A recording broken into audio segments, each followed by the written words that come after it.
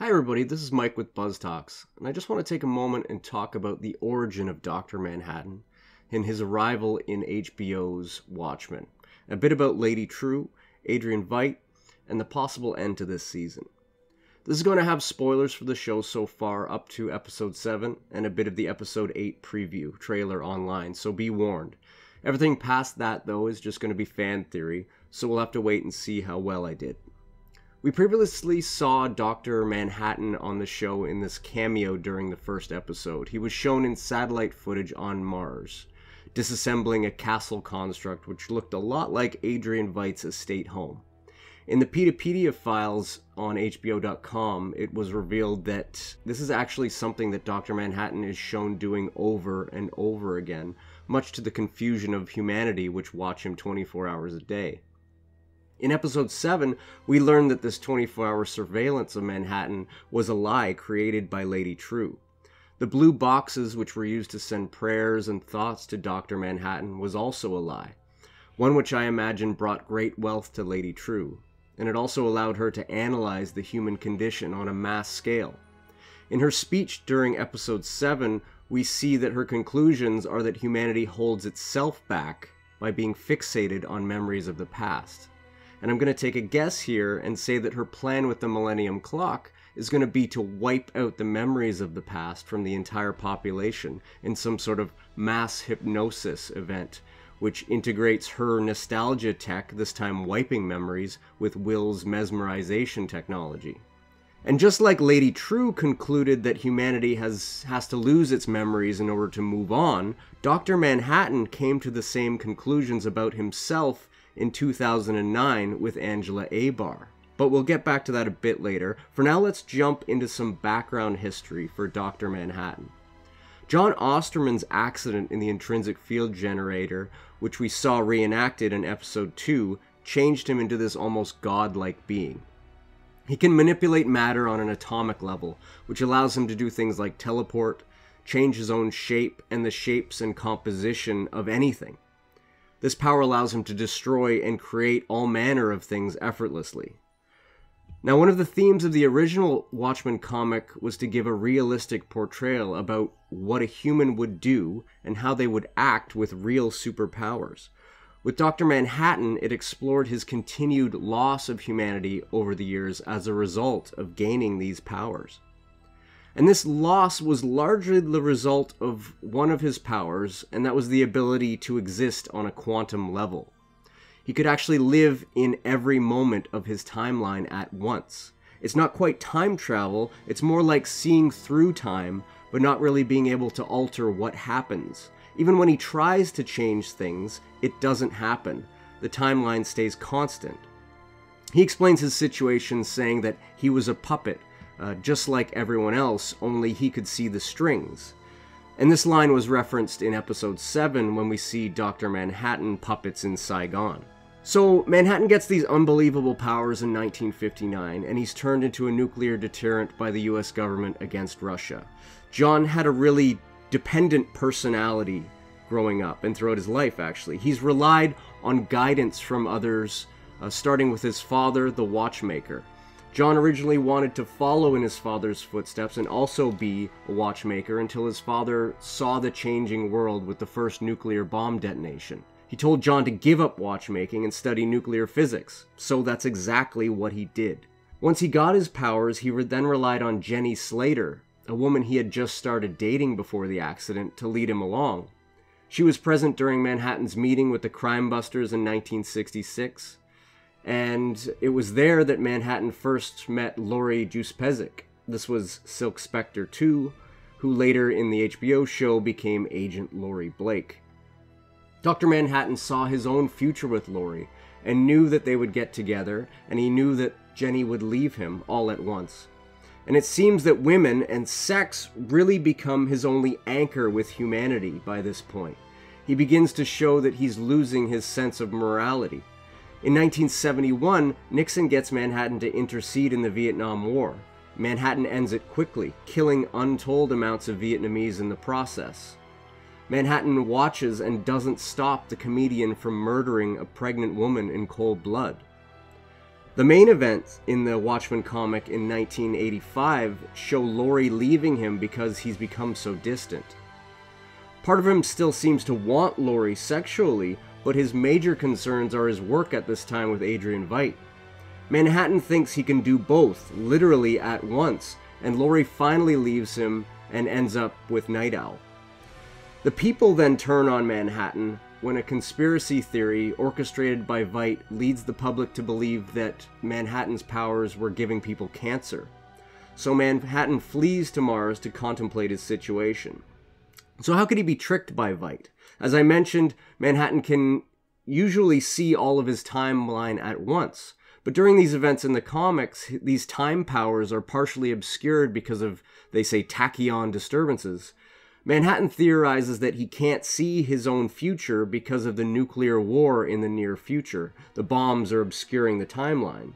But again, this turned out to be another of Adrian Veidt's tricks. Laurie then gets Manhattan to see some perspective on humanity.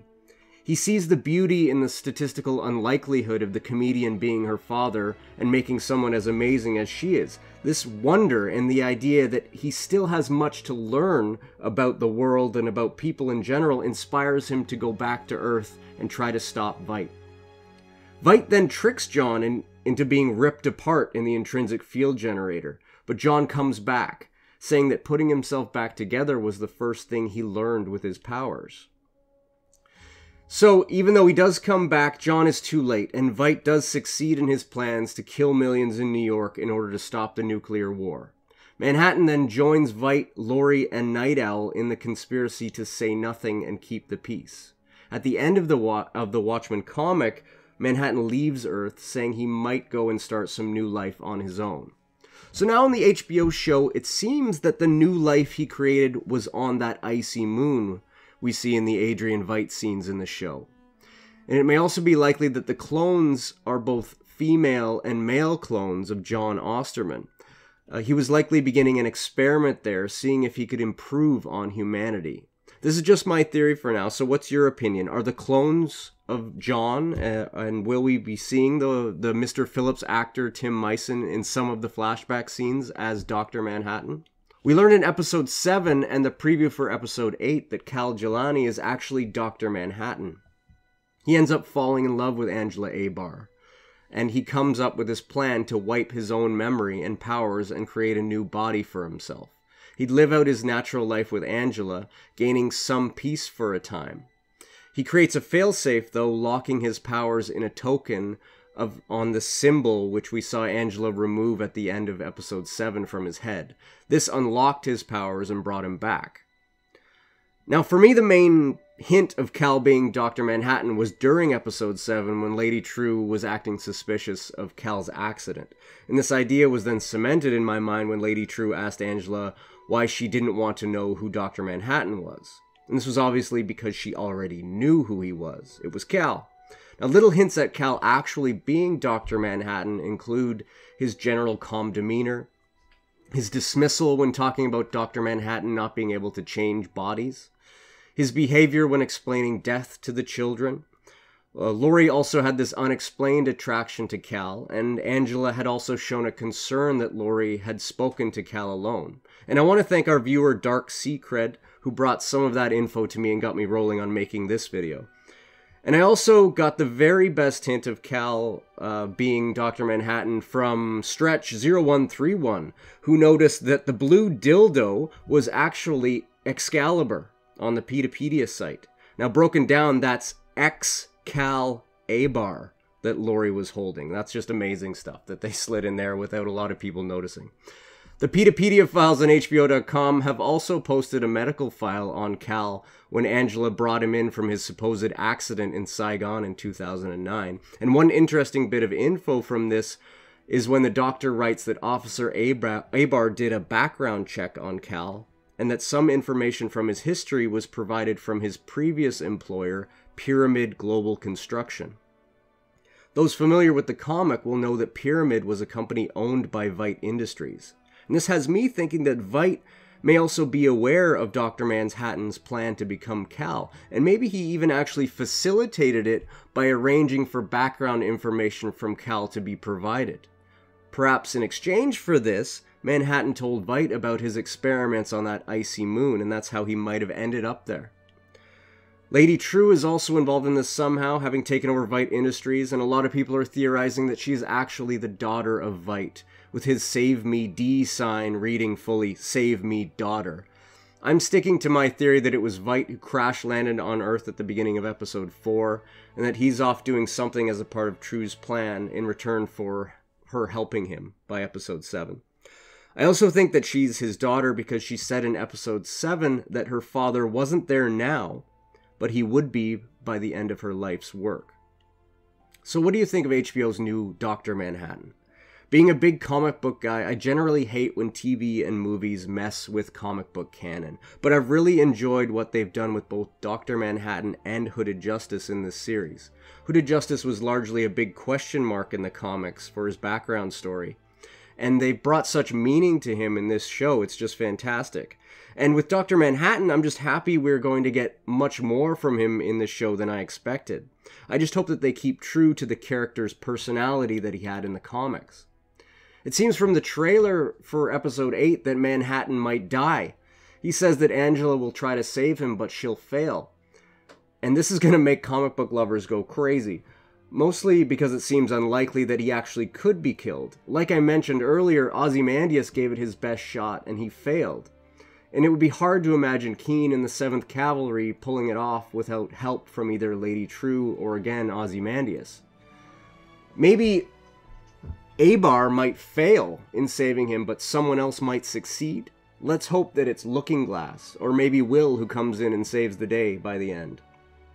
It seems whatever happens, they're going to try to take his powers. But the only way I can imagine they could do this might be the same way that Manhattan took his own powers away, locking them into the atom symbol embedded in his head. So do True and Veidt know about the process that he did this with? And my theory is that maybe they reverse engineer that process that Manhattan used to become Cal. And maybe True knows about it from her father. And True may secretly be backing Keene with the ultimate goal of gaining Manhattan's powers for herself, and at the same time she's going to fulfill her and Will's plans for humanity. True's going to use Angela to stop the 7th Cavalry, and all of that is just a distraction to keep the pawns busy and out of the way while she finishes her own plans. We'll have to see what happens in the rest of the series, but I'm glad you're all on this ride with us. So what are your theories about what's going to happen next? Please remember to like, subscribe, and give us lots of comments below. Thanks a lot.